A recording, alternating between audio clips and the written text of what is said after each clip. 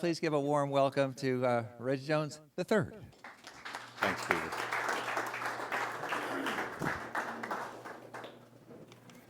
All right. Well, thank you, Peter. I appreciate that. I didn't know one of my old friends would be here to introduce me, so much appreciated. And appreciate everyone coming out on such a nasty morning. I figured no one would be here, and Paul and I would be, chatting about my story. But look, New Canaan Society is such a blessing to this area, such an important ministry. One of the guys who actually hired me at Goldman was Jim Lane back 35 plus years ago. And so I've known Jim, and I've known about this organization since the beginning. And great organizations do get started by people of vision and passion. And you guys have continued on the great legacy that Jim started. In the Bible, Canaan is the land of milk and honey. New Canaan is generally known as the land of gin and money. And you guys are creating a whole new look for New Canaan. So we appreciate that. I only take a swipe because, as Peter mentioned, I actually grew up in Darien, the arch rival of New Canaan, and now I'm in Greenwich, the arch rival of both. But I had two loving parents. They had a great marriage. They were very involved and supportive. I was the oldest of four boys, a very competitive, energetic household. We were all eager in academics and did great in athletics through high school and college. My sports were track and soccer. And so it was a pretty high-charged environment. But with my parents, we always felt unconditional love. My dad was my hero and my best friend. He was a senior executive commuting into New York every day, one of the early partners in Anderson Consulting, which today is Accenture. And I always just had him on a pedestal. My wife said, actually, you still do, and that's probably right. I think I was thinking about our family of origin, and I think there were four things that my dad taught me and taught us that were kind of family values, unspoken but reinforced. The first is he expected each of us to be a leader. The second is a set of high expectations. My dad used to say to whom much is given, much is expected. Also to do your best. When my report cards came home, the effort grade was the first one we talked about. That was fortunate for me because it wasn't until later that I bloomed into a fuller report card. And also do the right thing. Treat other people with respect. Exhibit integrity in all you do. And I think, in talking to Paul, I think my dad had an interesting background because his father was also quite accomplished, but didn't have much time for the kids. And I think my dad felt that pain of separation and yearning for his dad. And so when our family started, my dad made the decision, I'm going to change the trajectory for our family. I'm going to attend to the kids, make this a priority. And so in spite of all the incredible demands he had, he invested in us. And I use that today to encourage fathers that, a lot of people didn't have great dads. I was very lucky. But you can change that. Your kids can change that, whatever. And they can change it any time. And my dad did. And we bore the fruit of that more than anything else. In terms of faith journey, our family joined St. Paul's in the early 60s. This was several pastors before Fulham. My dad was the senior warden who brought Fulham to St. Paul's. I remember at 11 years old hearing a message of grace and slipping out of my bed onto my knees and saying, Jesus, I want you to be in my life. I want to have a relationship with you. 11 years old. But through our junior high group and our high school group, I had mentors invest in me. In middle school, a woman named Ann Schneeweiss, who would create little Bible studies, and we would study Scripture. She created community that allowed us to grow in our faith and to understand what fellowship was all about. And then in high school, someone many of you may know, Dean Allen, was my high school young life leader. I know that's hard to believe since he looks younger than I do, but that's good, clean living and young life. But, what I learned is, look, my identity is in Christ. Before I left the home, seek ye first the kingdom of God, and all these things will be added unto you. And so I wanted to give my life to God in every way. And so grace saved our family from a history where the family value is self-sufficiency. None of us were Christians until the St. Paul's experience. And so that was very important. I went to college. I continued to work really hard, continue to play soccer. But there were a couple of things that were interesting in college. The first was somebody said, who's your favorite Bible character? And I'm like, well, let's see. I guess Jesus. He's like, no. Somebody you really identify with. And I thought about that and prayed about it for some time. And I came to realize my favorite Bible character is Moses. And it always resonated with me that Moses led God's people on a journey. He grew up with great privilege, but then had some tough times out in the field as a shepherd. And Moses was prepared for what God had for him, and he led God's people on a journey. I don't know how many of you have a favorite character in the Bible, but I know other friends who do, and it creates interesting discussion and something interesting to think about. But for me, that was very important. The other thing is, I remember at the end of college, as I mentioned, I wanted to serve the Lord. So I was debating, do I go into business or do I go into ministry? So I talked to some friends. I was an econ and math and stats guy, and my friends all said, "What, are you crazy? You got to go into business. Like you're really good at this stuff and with people and all." And then I talked to my dad and my best friend, and he said business. So I finally thought, well, I better get an alternative point of view. So I called up our regional intervarsity leader, and I said, "Here's the decision I'm grappling with. What do you think?" And he said, it's a very important decision. He said, "I think the answer is pretty easy. You should go into business." I said, "What, am I not good enough for you people?" I couldn't believe it. But no one thought I should go into ministry, and yet my heart panged for that. But he said, "Look, Regg, there are a lot of people that can do ministry really well. And in my ministry, having 2 or 3 people like you who are experienced business people, bring a lot of perspective, bring some financial support would be a blessing." So he said, most people I talk to, I suggest ministry, but for you, I think business, and why don't you then, be a minister that way? So, what I learned from that is that actually that was a false dichotomy, because we're all in ministry, right? There's the professional paid ministers, the great youth leaders dressed up like Santa Claus. Everybody does their part, but we're in ministry, and that was a great insight for me. In telling my story, I'm going to break this up into a couple of decades, really my business education, my 20s and 30s, and then on to Greenbrier and Trinity Church. But, I did indeed go to business. I went to work in a consulting firm and it was great. I started to learn a lot about people, how to deal in a professional environment, learned a lot about myself. I hadn't bumped into my own limitations until my 20s, and recognizing that there are strengths and weaknesses and that the other high-powered people, you push and pull against these folks. I learned a lot about concepts, learned about organizational cultures. And I was really blessed to have such great experiences. I'd interned at PepsiCo and Apple. I worked at Bain and HBS and Goldman, as mentioned. And the firms I chose were really firms that were leaders in their market with really smart people, fast-paced, competitive cultures, and yet collaborative team cultures as well. And these are places that could help create opportunities for me. But it also afforded me an opportunity to think about how do we model Christ in the business world and in these different environments where there's so many people who have no idea they need God and are so self-sufficient. And so in my 20s, what I learned is that we're all ambassadors. I'm not only a minister to help ministers, but I'm somebody that needs to be there to put up a signpost and to build relationships and to be able to share with people the good news and to encourage them and to be available. And, I remember when I was going to Goldman, a person from my church said, "Oh, it's so good to see you going to Goldman. Your job is to change the culture of Wall Street. That should be your mission." And I thought, wow, that's a heavy burden. But what I've come to realize is, look, we'd all love to change human nature, but Christ came because human nature is what it is.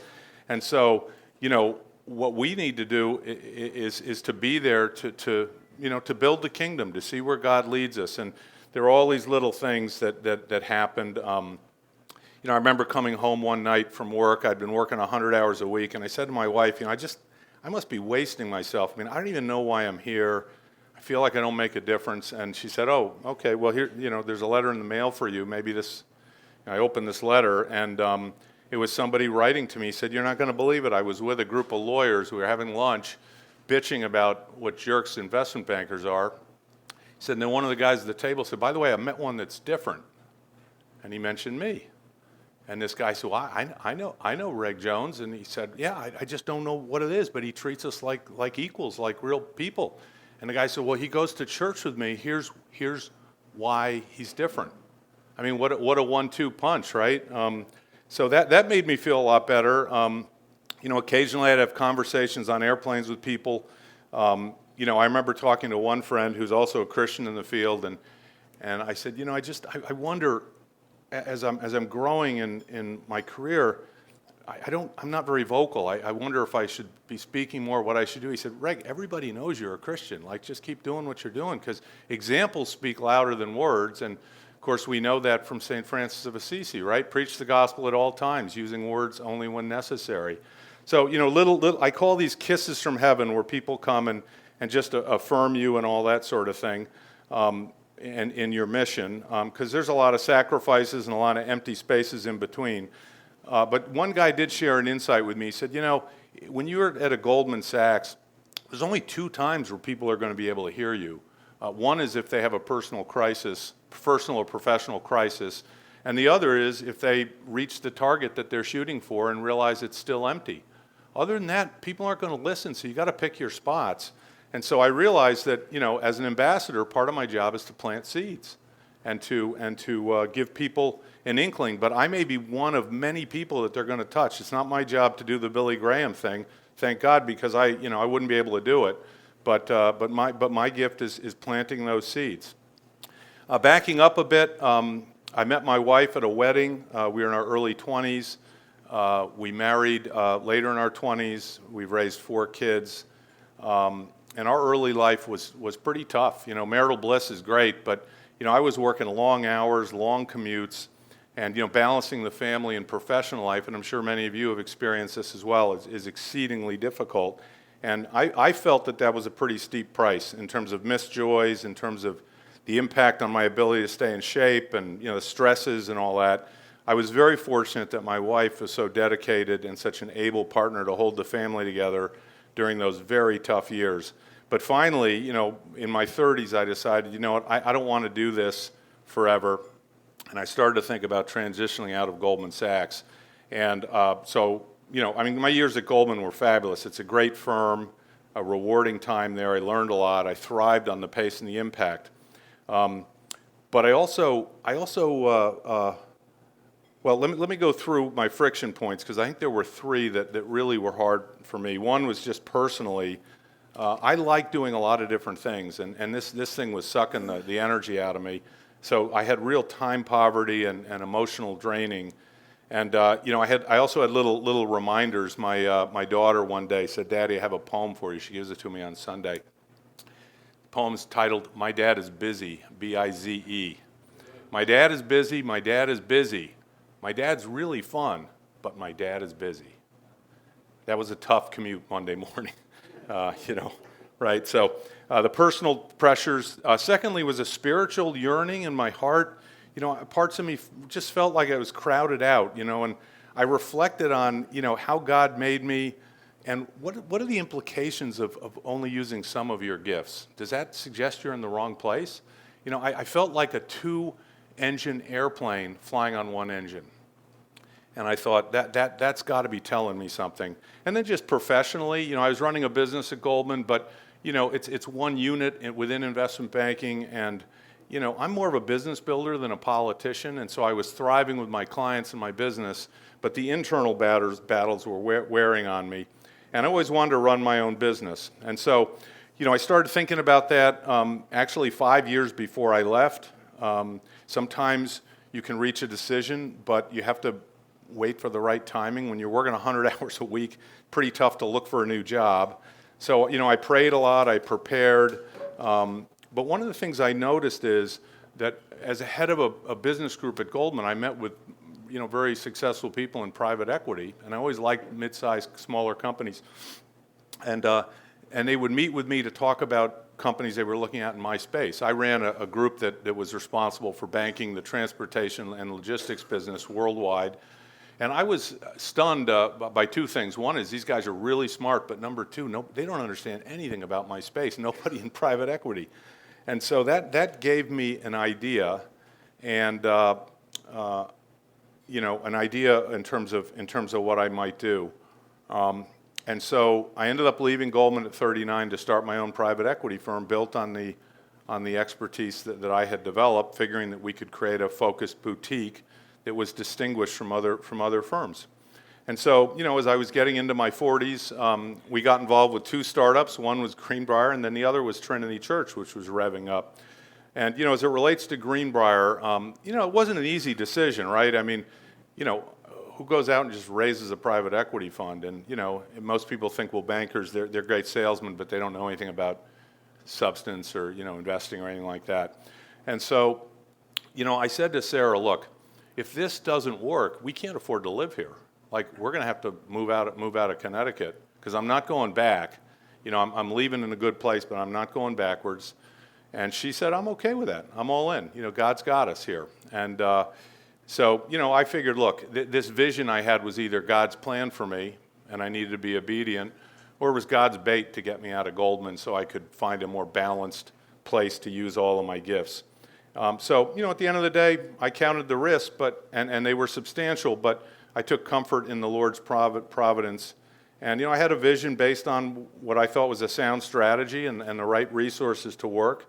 And, some of the dimensions of that included, number one, a strategy grounded in industry specialization, where we focused on the specific sectors where I knew all the CEOs and thought leaders in the space and had a great network. And so we built Greenbrier on these four pillars of competitive advantage: domain expertise, network of relationships, an extensive operating network group that we had worked with over the years, and then finally something more subtle, but based on a relationship-based model where we could be known not only for excellence but also for integrity and trustworthiness. That was the first element of my thought process. The second was I wanted to build a different culture than anything I'd seen before. I want to take the best of what I had experienced in these highly competitive and successful organizations, but shape it a little bit with some of the things I'd learned in Christ.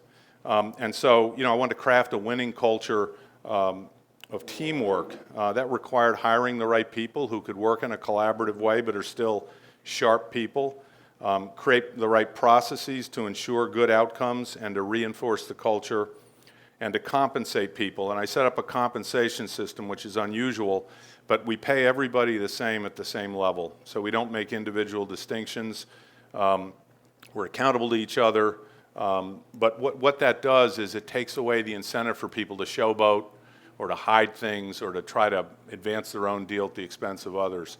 And so that we created a great alignment of interest. You have to have the right type of people, and you got to have good systems to keep an eye on things. And you have to be tough if people aren't making it. And there is an up and out element to that.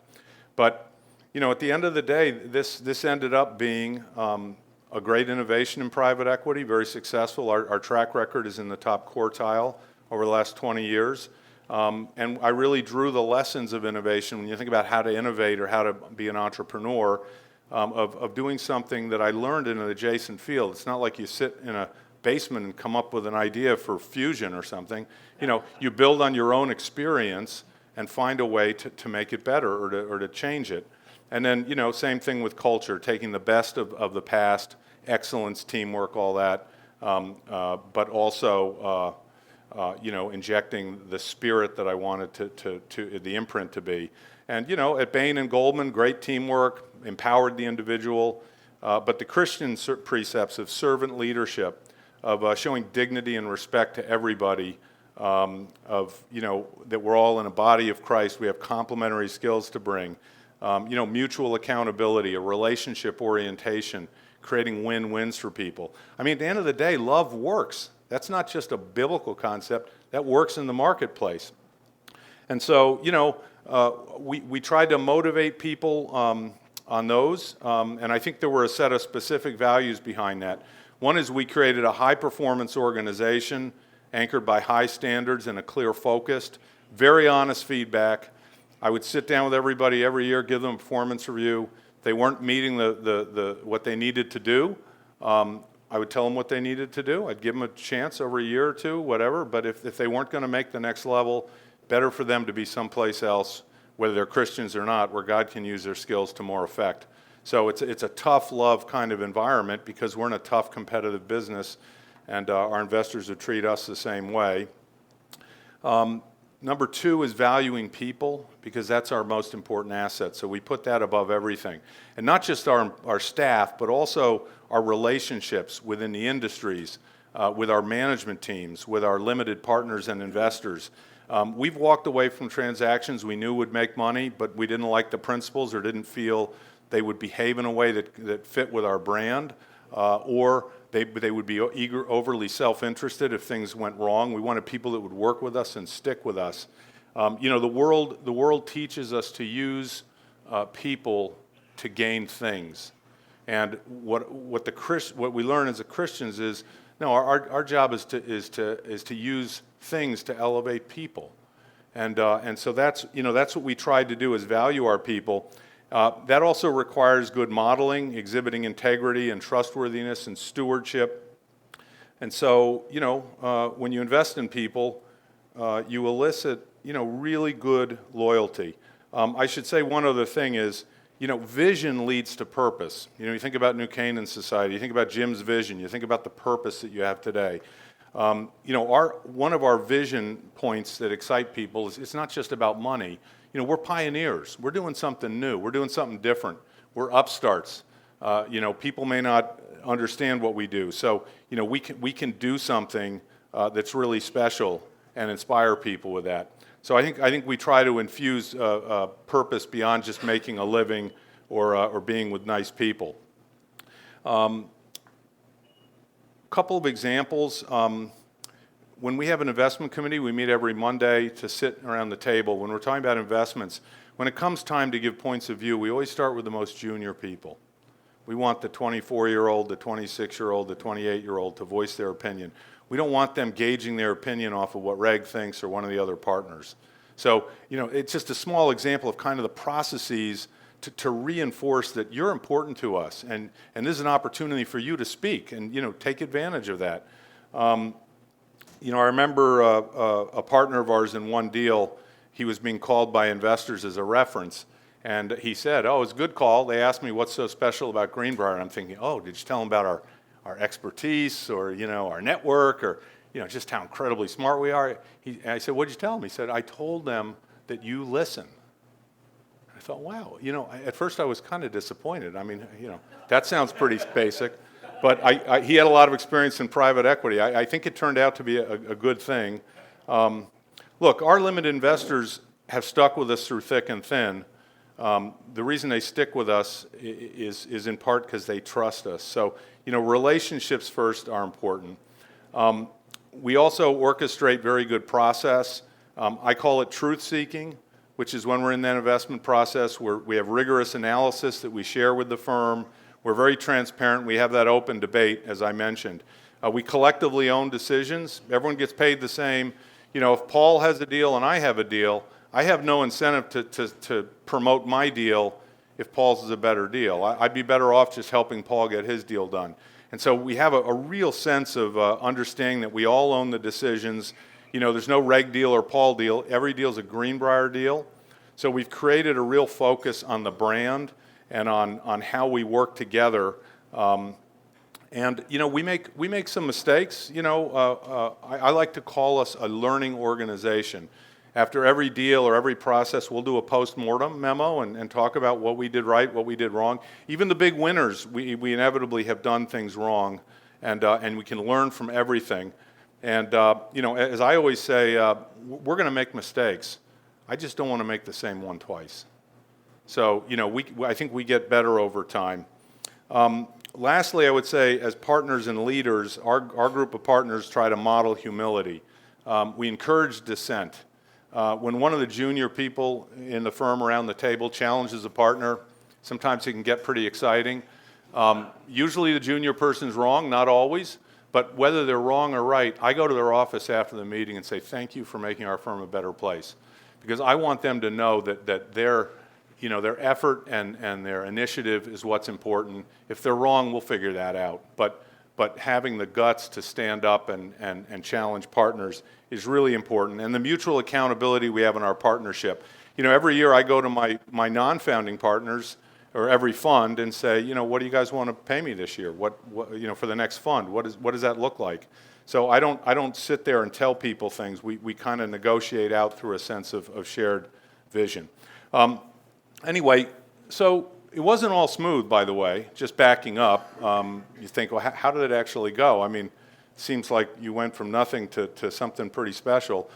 It was a rough start. We set out to raise our Fund 1 in January of 2000. You had the tech boom. We're an industrial fund. People are like, why would we invest with you? We're doing venture capital and doubling our money every year, and you're going to get like 25%. That sounds measly. Why would we do industrial? And so that was really challenging. Our fundraising ultimately took a long time. I remember meeting with one guy who's running the pension fund for a major corporation. He said, this thesis on a new sector. He said, I don't get it. He said, if this is so smart, why hasn't someone done it before? I'm like, exactly. No one's done it before. That's why it's special. But getting people to understand, I'll tell you, it's hard. And we were very lucky to actually get this whole thing done. In fact, I thought if I ever wrote a book, which after this talk you'll all encourage me, just pack it up now, I would call the book Thin Green Line, because the line between success and failure is extraordinary. I remember going to a golf outing with one of my partners, and we just had no orders. I mean, we were 8 months in, and we were funding this out of our pockets. And I said to him, we better enjoy this outing here at Shinnecock, because I don't think we're going to get invited to another one of these. So, it was rough. But again, I believed in the providence of the Lord. I wasn't going to worry about it. We did finally get the fund closed, and in the interest of time, I won't tell you how that happened. But good news and bad news, we got the fund closed. Bad news, 6 weeks before 9/11. I had a letter going out to every CEO in transportation. It was dated 9/11. We put it in the mailroom 9/10. Come into the office, everyone's crying, the planes have hit the tower. Only a nerd like me would think, I wonder if the mail's gone out yet. Can you imagine being the CEO of American Airlines getting a letter from me saying, hey, we're in business, and it's 9/11? I mean, that was a tough time to get started. It took us another 18 months to find an investment. The good news is once we did, I think our expertise and insight in the industry allowed us to pick good ones, to assess them well. Fund 1 ended up being a strong performer. We got over 25% net. And so things got easier after the first fund because we'd proven the concept. But we had a lot of ups and downs. Greenbrier, as you can tell from my passion, it's sort of like, my fifth child. I mean, I've loved on this firm. And the last 10 years, we've been able to establish, greater consistency and maturity as a firm, which has been great. But it's pretty amazing that we made it, honestly. I remember meeting for our second fund, and some guy said, "I remember meeting you on the first fund. I thought you were somewhere between crazy and idiots." He said, and I would have put the odds of you being back here in my office at less than 10%. I said, that's great. Do we have your order? He said, well, I haven't figured out whether you're an idiot or not yet. But he said, but you made it. So I'll just talk for 2 seconds about Trinity, because we're going to wrap up here.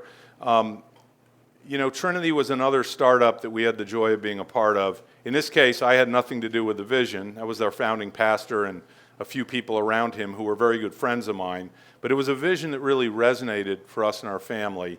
And, it was set up as a seeker church to reach our neighbors. And, we had been involved in a variety of churches, but this was really focused on reaching out into the community. And, our tagline was, you can belong before you believe. And that's really important. I remember a man coming to me a few years in. He said, I said, how's it going? He said, and I knew that he wasn't of a faith. He said, yeah, my wife really likes it here. He said, but I don't think I'm going to come anymore. He said, I'm a pretty avowed atheist, and I'm just never going to believe any of this stuff. And I said,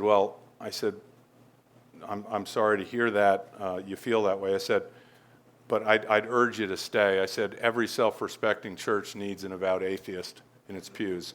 And if you're not there, who's going to come? He kept coming. Kept coming.